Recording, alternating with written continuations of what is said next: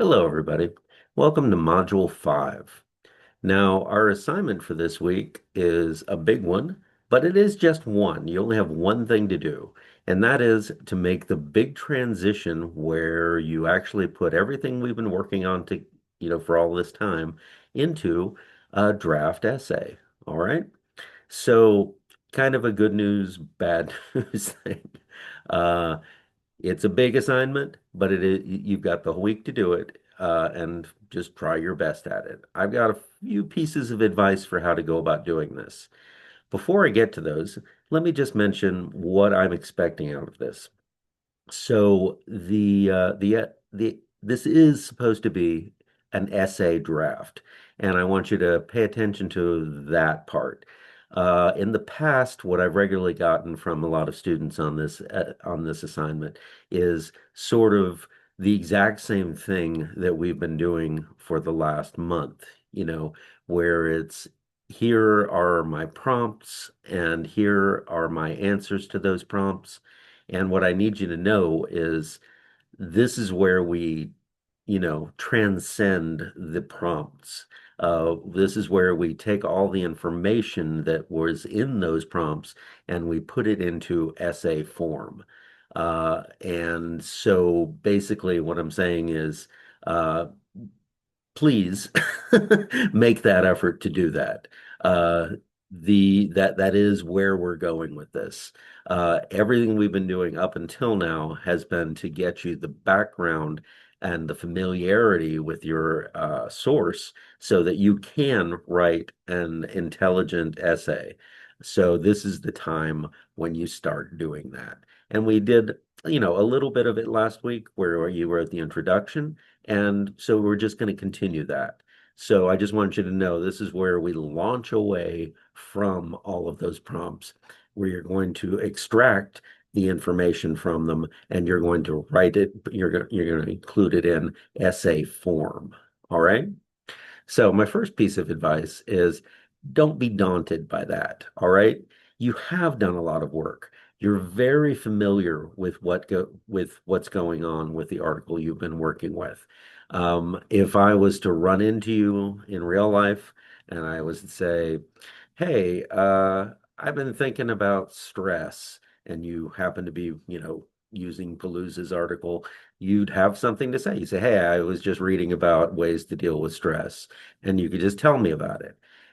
That's more or less what you're being asked to do, now is to just tell me about it, but in a slightly formal way through an essay. All right. But you have the information. It's just a matter of getting it down on page now. All right. So don't be daunted by the whole process. You're just getting down everything you know about it on the page. All right. So that's number one. Number two is go ahead and do take a look at our textbook readings for this week. You're never during this course tested on any of those things, but they are very helpful. This week, the readings in the textbook really take a real nuts and bolts kind of approach to how to put together writing. So, at a sentence level, at a paragraph level, you know, take a look at it and, kind of get a feel for what it's saying you should be doing. And I think it'll, help you along. Uh, Now, those nuts and bolts, like I said, aren't, about the big picture of what you're trying to say. So my third piece of advice is about the big picture. And it's more like, like I keep going back to our philosophy and how we write and why we write. So writers write to be read. All right. That means they feel like they have something to say and they expect that their readers will be interested in it. Uh, Readers come to writing in order to get something being said by the writer. All right. That's what I want you to concentrate on. Now, the thing is again, I regularly have students who come at this as though they're writing an assignment for their professor and I am the only audience. And what I want you to realize is The assignment is for you to write this as though you're a writer who is contributing on the subject that you're writing on. And that is how I am ultimately going to grade it, is as if it's fulfilling that.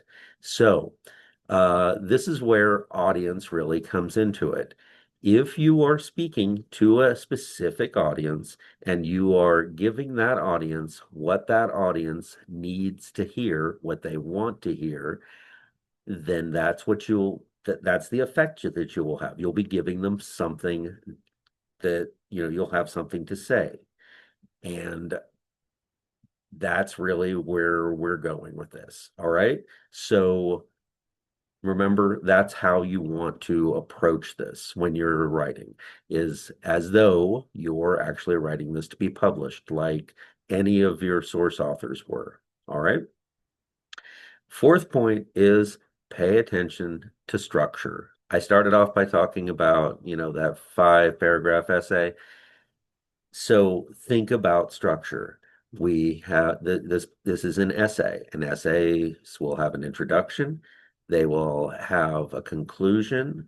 They will have supporting paragraphs in between, and each of those paragraphs will be well organized, and they'll each have a point to make. They'll have evidence within them. They'll have commentary that shows how that evidence supports your thesis. Uh, it all comes together in a way that's expected. Now, the part of the reason we do this, and again, this is not actual academic writing we're doing, but the whole idea is to get you pointed in that direction. And the reason is because academic writing is highly structured, and it's structured for a reason. And that's because content in academic writing is usually very dense. All right. So if you're bogged down in the content, what you don't want to do is get lost in the structure, where you're like, wait, how does this content relate to that content? So structure is key, and structure helps the reader just figure out how things relate together in a very, we'll call it intuitive way. It's things are laid out in an expected pattern. So that's what we want you to get used to doing as well, is to just thinking in those patterns that will help your reader. It will enhance the message that you are presenting so that it comes effortlessly to your reader. All right. So, as usual, if you have any questions about what's going on, make sure to contact me, and I'll see you next week. Adios for now.